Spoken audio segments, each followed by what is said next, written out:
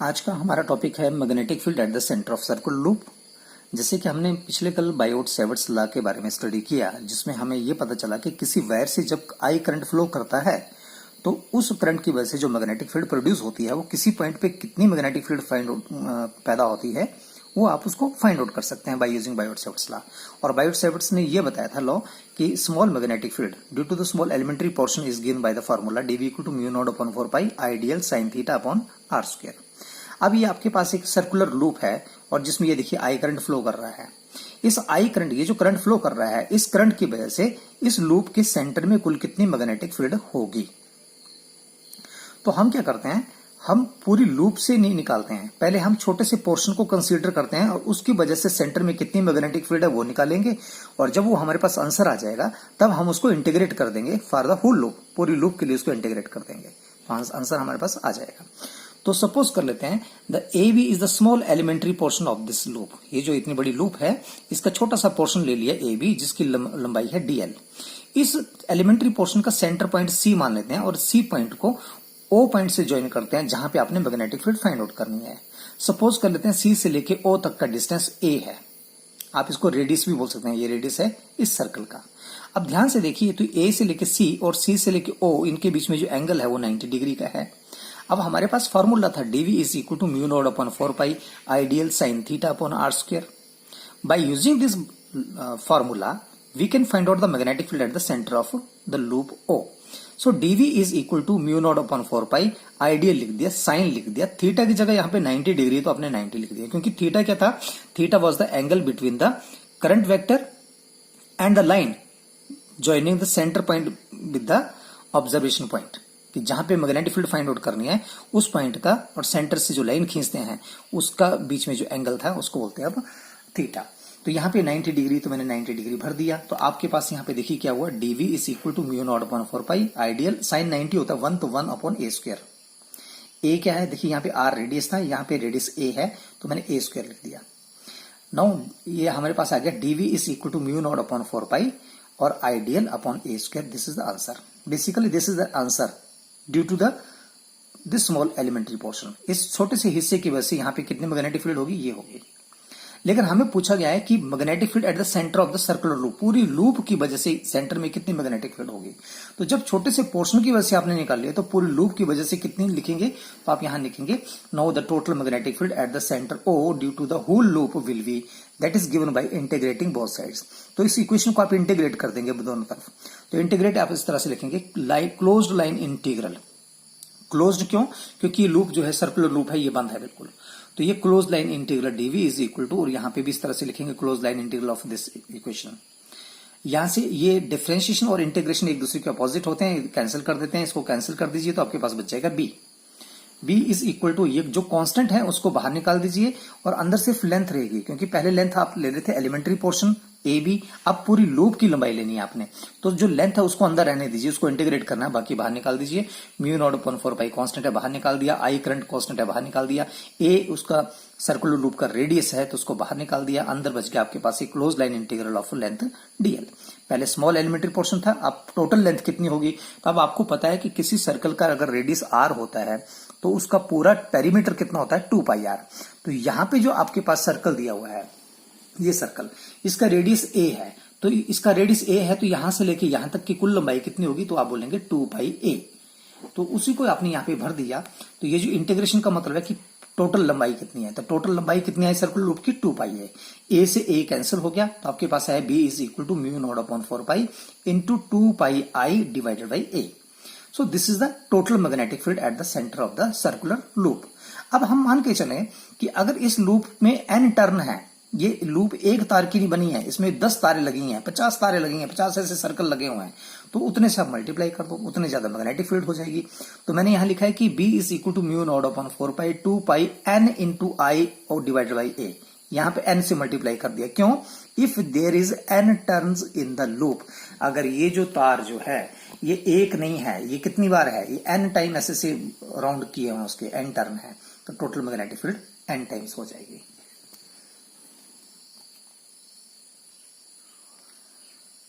अब अगर हमने ये फाइंड आउट करना है कि इसकी डायरेक्शन क्या होगी, अगर डायरेक्शन पता करनी हो तो कैसे पता चलेगी? By using right hand thumb rule. तो आप क्या करेंगे, जैसे ये आपके पास सर्कुलर लूप है तो इसमें ये देखना है कि करंट की डायरेक्शन कौन सी है।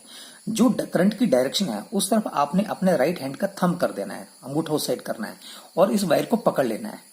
तो इस वायर को जब आप पकड़ेंगे तो देखिए ये जो आई करंट है ऊपर की तरफ जा रहा है, तो मैं ये वायर का हिस्सा लेता हूं, मान लो ये पेन ये वायर का हिस्सा है। तो यहाँ पे आप इस अंगूठे को इस तरह से रखेंगे और उंगलियों को इस तरह से मोड़ेंगे, पकड़ेंगे ऐसे। तो आपको लग रहा है कि उंगली कैसे जा रही है, ऐसे करके टर्न हो रही है, इस साइड से जा रही है, इस तरफ निकल रही है।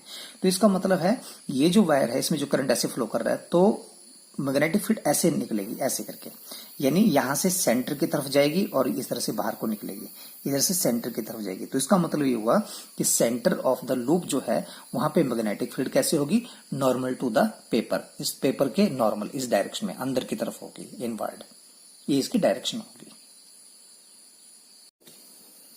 अब हमारे पास टॉपिक है magnetic field at a point on the axis of A loop. Consider आपके पास एक लूप है जो YZ प्लेन में है और उसके सेंटर से ये एक्सिस निकल रही है जिसको आप बोलते हैं एक्सिस ऑफ द लूप। इसके किसी पॉइंट P पे जो सेंटर से X डिस्टेंस पे है, इस P पॉइंट पे आपने निकालना है मैग्नेटिक फील्ड। अब हमें अकॉर्डिंग टू बायोट-सैवर्ट्स लॉ कि मैग्नेटिक फील्ड P पॉइंट पे कितनी होगी, तो आप पूरे लूप की वजह से यहाँ पे जब मैग्नेटिक फील्ड फाइंड आउट करनी है तो पहले आप छोटा सा एलिमेंट्री पोर्शन कंसीडर करते हैं, उस पोर्शन की वजह से यहाँ पे कितनी मैग्नेटिक फील्ड है वो फाइंड आउट करते हैं और बाद में आप इंटीग्रेट करते हैं फॉर द होल लूप। तो यहाँ पे आप कंसीडर करते हैं कि आपके पास ये जो लूप जो है ये YZ प्लेन में है। YZ प्लेन को आप इस तरह से समझेंगे, ये लूप ऐसे नहीं रखी है, दिखाई में आपको ऐसी नजर आ रही है पर ऐसे नहीं है, ये लूप इस तरह से रखी है, इस तरह से। जब ऐसे लूप रखी है तो इसके सेंटर से मैंने लाइन खींची है, इसके सेंटर से, देखिए इसके सेंटर से ऐसे, ठीक है, इसके सेंटर से मैंने ऐसे लाइन खींची है। कौन सी लाइन? ये वाली एक्स एक्सिस। और यहाँ पे P पॉइंट है ऊपर, ठीक है, इसके सेंटर से लाइन खींची, वहां P पॉइंट पे आपने क्या निकालनी है, मैग्नेटिक फील्ड। तो आप देखिए यहाँ पे जब आपके पास ये लूप है, सर्कुलर लूप है, इसमें करंट फ्लो कर रहा है, तो जब यहां से आप इस पॉइंट P पॉइंट को ज्वाइन करेंगे तो यहाँ पे आप एक एलिमेंट्री पोर्शन लेंगे, ये elementary portion AB of the loop, उसके सेंटर पॉइंट को आपने P से जोड़ा। तो अब आप मैग्नेटिक फील्ड निकालेंगे तो बायोट-सैवर्ट्स लॉ फॉर्मूला देता है dV is equal to mu naught upon 4 pi into IDL vector cross R cap divided by R square. ये वेक्टर फॉर्म थी उसकी, वेक्टर फॉर्म में ऐसे लिखेंगे और वैसे मैग्नीट्यूड में लिखना है तो आप आइडियल साइन थीटा लिखेंगे। तो यहां पे अगर आप देखें इस केस में ये जो हमने यहां पे लिखा 90 डिग्री एंगल, 90 डिग्री एंगल, तो आइडियल साइन 90 डिग्री, तो हमें कैसे पता चलेगा 90 डिग्री एंगल है? इसलिए मैं ये बताया कि ये आपकी लूप जो इस तरह से नहीं है बल्कि ऐसे लूप है और यहां से ऐसे लाइन खींची हुई है। तो अब आप देखें, अगर मैं यहां से ऐसे लाइन खींच दूं तो ये जो लाइन जो है, ये जो लाइन मैंने पेन पकड़ा हुआ है इसको मैंने लाइन बोला, तो ये जो लाइन जो है वो इसके साथ किसी भी पॉइंट पे आप देखेंगे ये 90 डिग्री का एंगल बनाएगा। ये पेन जो है इसके ऊपर 90 डिग्री का एंगल बना रहा है। देखिए इस लूप के साथ कितना एंगल बन रहा है, जहां मैंने इस पेन को टच किया है और इस सर्कुलर लूप को पकड़ा है, इसके साथ एंगल कितना है, 90 डिग्री। तो यहाँ पे वो 90 डिग्री एंगल है क्योंकि ये आपका सेंटर लिया अपने एलिमेंट्री पोर्शन का, इसको इससे ज्वाइन किया। तो इस लाइन में और इस सर्कुलर लूप, देखिए इस लाइन में और इस सर्कुलर लूप में जहां से आप लाइन खींचते हो वहां से इसके साथ एंगल कितना है, ये 90 डिग्री। तो ये 90 डिग्री का एंगल है। अब आप मैग्नेटिक फील्ड अगर फाइंड आउट करना चाहें तो आपके पास फॉर्मूला तो ये था dV is equal to mu naught upon 4 pi into IDL sine of theta की जगह 90 degree divided by R square. और साइन 90 डिग्री कितना होता है यहाँ 1, तो आप लिखेंगे dV equal to mu naught upon 4 pi into IDL divided by R square. So this is the magnetic field at the point P। अब इसके अगर हम डायरेक्शन की बात करते हैं तो हमें पता है कि डायरेक्शन क्या होती है। इस dV का मतलब है मैग्नेटिक फील्ड। इस मैग्नेटिक फील्ड की डायरेक्शन कहां होगी, वेक्टर का मतलब डायरेक्शन कहां होगी, इसके क्रॉस प्रोडक्ट के परपेंडिकुलर। जिन दो वेक्टर का क्रॉस प्रोडक्ट हो रहा है उनके परपेंडिकुलर डायरेक्शन में होगी dV की डायरेक्शन। यानी यहाँ पे आइडियल और कैप R कैप जो वेक्टर है इन दोनों के परपेंडिकुलर होता है dV। तो इस केस में देखें आप, इस लूप का एक वाला हिस्सा ये और दूसरा हिस्सा ये, इन दोनों को मल्टीप्लाई हो रहा है आइडियल और आर, तो आर के भी परपेंडिकुलर, तो आर का परपेंडिकुलर इसके परपेंडिकुलर कहाँ आएगा, इस तरह इधर आएगा। तो इस एलिमेंट्री पोर्शन की वजह से यहां पे मैग्नेटिक फील्ड होगी डीबी। उसी तरह से अगर इस लूप का मैं अपोजिट पोर्शन लेता हूं, इसके बिल्कुल अपोजिट पोर्शन लेता हूं, यहां से लेके यहां तक मैं ए डैश बी डैश बोल देता हूं मान लीजिए, या ए बी मान लेता हूं, उसके सेंटर पॉइंट को भी अगर मैं ऐसे ज्वाइन करता हूं यहां पे, तो यहां पे भी मैग्नेटिक फील्ड पैदा होगी सेम। तो वो मैग्नेटिक फील्ड कहां होगी, इस लाइन के परपेंडिकुलर, जैसे वो उस लाइन के परपेंडिकुलर था, इस लाइन के परपेंडिकुलर इस डायरेक्शन में आएगी डीबी। अब अगर मैं यहां पे एक लाइन इस तरह से परपेंडिकुलर खींचूं नॉर्मल, इस तरह भी एक नॉर्मल ड्रॉ कर दूं, तो यहां पे भी एंगल कितना होगा थीटा, और यहां पे भी कितना होगा थीटा। देखिए क्यों होगा, आप ध्यान से समझें। दो लाइन, ये वाली लाइन और ये वाली लाइन, इन दोनों लाइनों के बीच में एंगल कितना है थीटा, तो इनके नॉर्मल के बीच में भी एंगल थीटा होगा। तो इस लाइन का नॉर्मल कौन सा है, ये है, और इस लाइन का नॉर्मल कौन सा है, ये है। तो अगर इनके बीच में थीटा है तो इधर भी थीटा होगा। सिमिलरली यहां पे देखें, इस लाइन और इस लाइन के बीच में एंगल कितना है थीटा, इस लाइन का नॉर्मल कौन सा है ये, और इस लाइन के ऊपर नॉर्मल कौन सा है ये, तो इन यहां थीटा है तो यहां इधर भी थीटा होगा। अब आपने पढ़ा है कि अगर ये जो डीबी वेक्टर मैंने ड्रॉ किया, डायरेक्शन ले रहे हैं हम मैग्नेटिक फील्ड की, तो ये जो वेक्टर है वो रिजॉल्व हो जाएगा दो कंपोनेंट में। तो जिस साइड कॉस थीटा होता है उधर हम लिखते हैं डीबी कॉस ऑफ थीटा, और दूसरा इसके परपेंडिकुलर वो इस तरफ आएगा dB sine of theta. Similarly यहां पे देखें, ये डीबी वेक्टर जो है ये भी रिजॉल्व हो जाएगा दो हिस्सों में। जिस तरफ थीटा लिखा है उधर आप लिखेंगे डीवी कॉस थीटा, तो आपने लिखा डीवी कॉस ऑफ थीटा, और एक इसके परपेंडिकुलर इसी डायरेक्शन में आ जाएगा डीवी साइन ऑफ थीटा। अब ध्यान से इस पॉइंट को देखें, तो अब ये डीवी वेक्टर खत्म हो गया, ये दो हिस्सों में आ गया, एक कॉस थीटा और एक साइन थीटा, और ये भी दो हिस्सों में आ गया, एक साइन थीटा एक कॉस थीटा। अब ये डीवी कॉस थीटा ऊपर की तरफ है और ये डीवी कॉस थीटा नीचे की तरफ है। ये दोनों एक दूसरे को क्या करेंगे, ये दोनों एक दूसरे को कैंसिल कर देंगे। तो टोटल मैग्नेटिक फील्ड किस डायरेक्शन में होगी, इस डायरेक्शन में।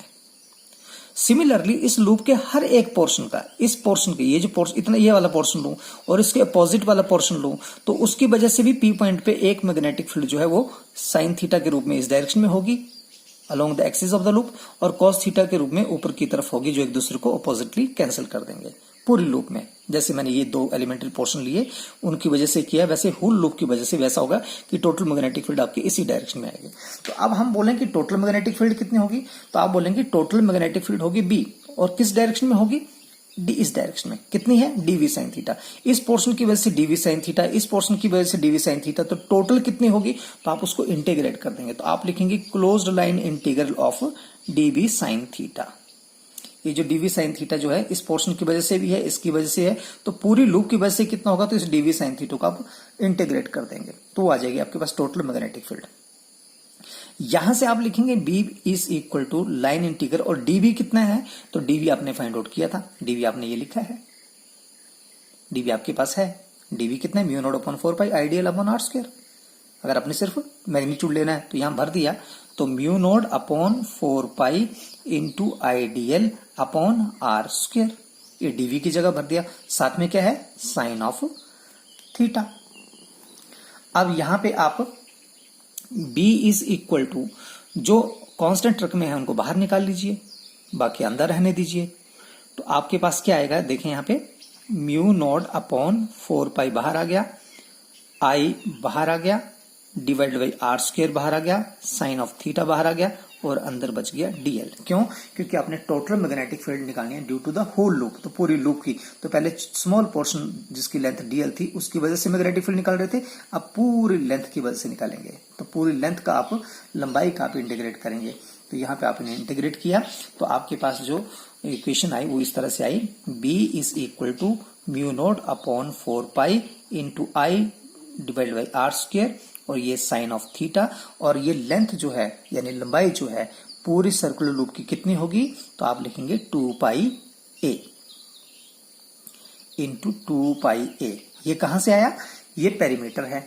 आपको पता है अगर किसी सर्कल का रेडियस ए है तो उसका पेरीमीटर 2 पाई ए होता है, अगर आर है तो पूरी लंबाई को 2 पाई आर बोलते हैं। तो यहाँ ए इसका रेडियस था, तो पूरी लंबाई कितनी होगी, 2 पाई ए।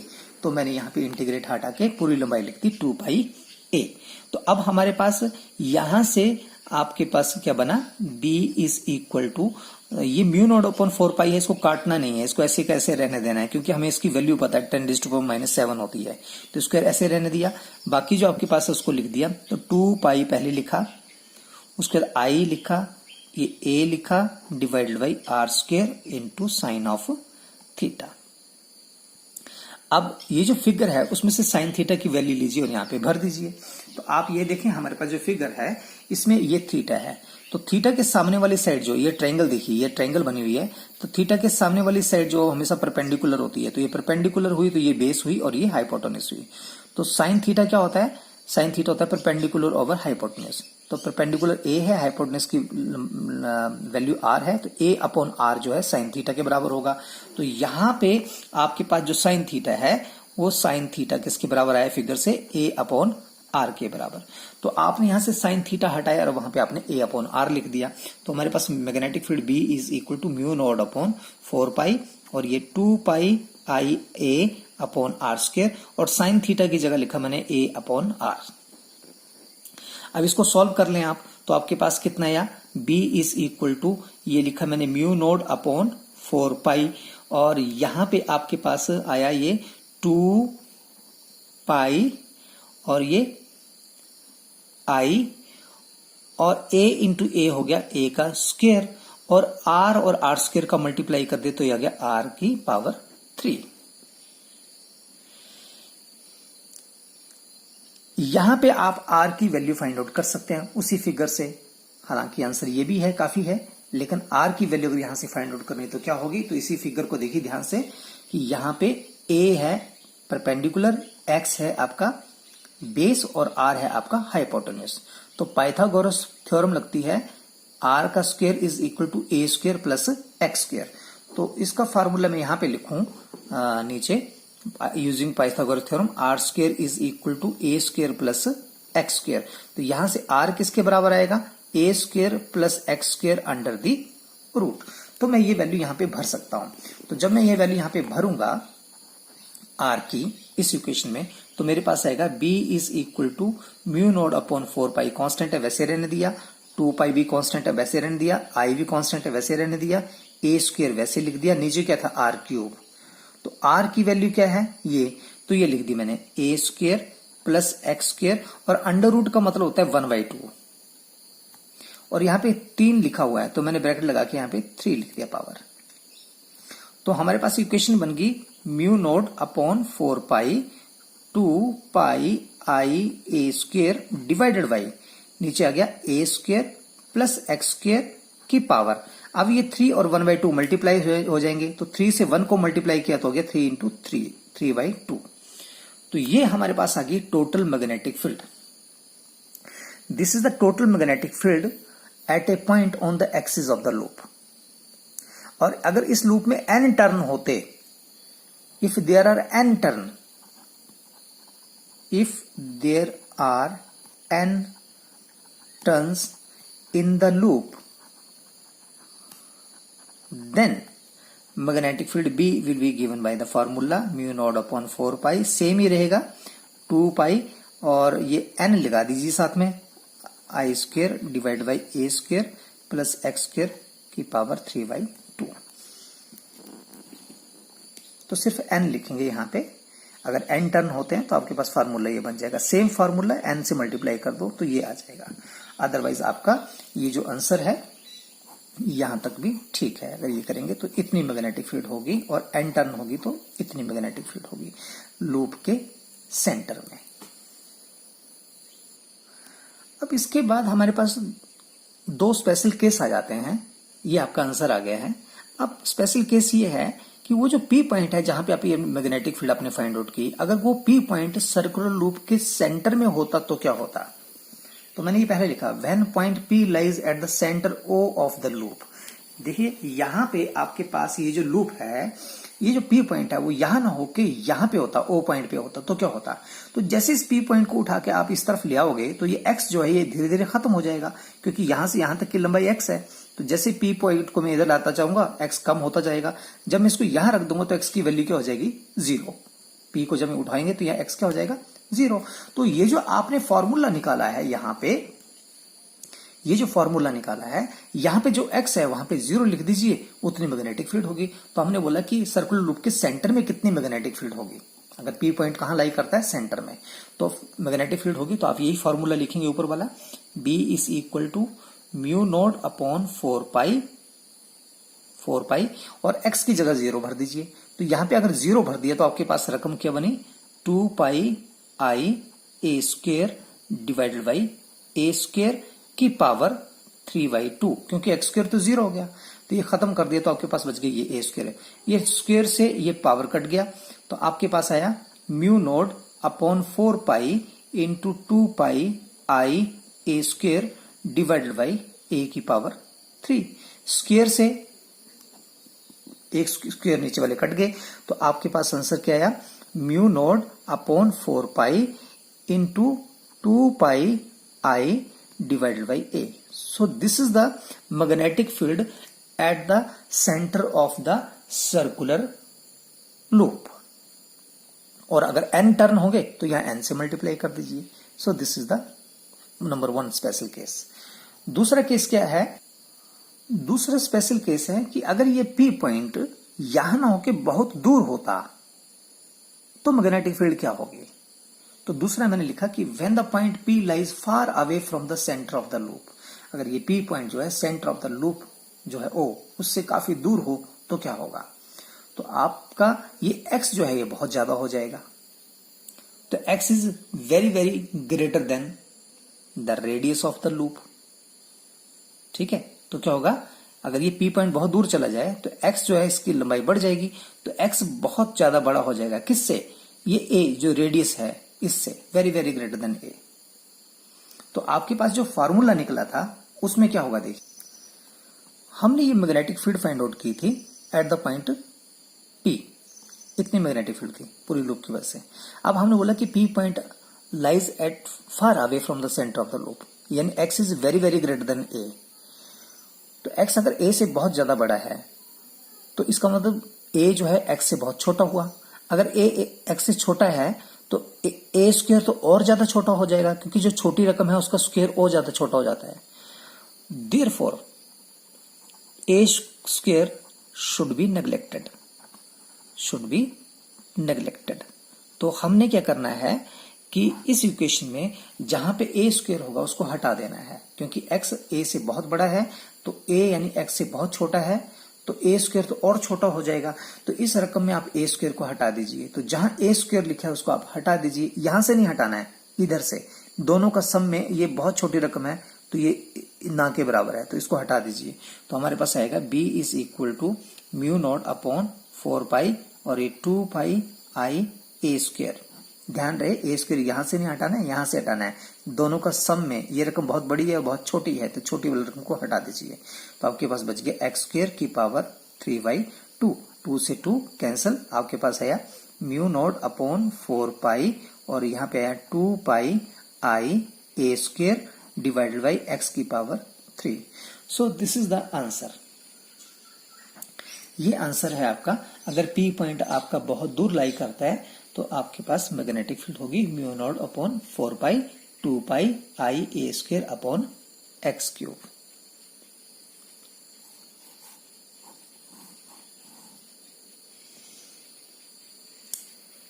इसी को थोड़ा सा और मॉडिफाई करना हो आप यहां तक कर सकते हैं। अगर और मॉडिफाई करना तो ऐसे लिख सकते हैं b is equal to mu naught upon 4 pi और ये 2 लिखा मैंने 2 आई पाई ए स्क्वेयर किसके बराबर होगा। तो आप देखें ये जो आपके पास सर्कल था, ये सर्कल है जिसका रेडियस a है। तो अगर रेडियस r होता है तो पाई आर स्क्वेयर क्या होता है, एरिया। तो ये पाई ए स्क्वेयर एरिया होगा यहाँ पे। तो यहाँ पे हम ऐसे लिख सकते हैं कि ये जो पाई ए स्क्वेयर है वो एरिया है। तो मैंने लिखा a, कैपिटल A और divided by x cube, where a जो है किसके बराबर आया, पाई ए स्क्वेयर के बराबर, ये उस लूप के एरिया के बराबर। तो लूप का एरिया a आप भर सकते हैं। तो ये आपके पास आंसर आ गया। और अगर यहाँ पे n टर्न होगी तो इसको n से मल्टीप्लाई कर देंगे। तो आप लिखेंगे b is equal to mu naught of 4 pi into 2 NIA upon x cube. तो आंसर फिर ये n से मल्टीप्लाई करेंगे तो ऐसे बन जाएगा। अगर उसमें n टर्न होंगे तो आंसर ये हो जाएगा। फॉर n टर्न, ये n टर्न्स होंगे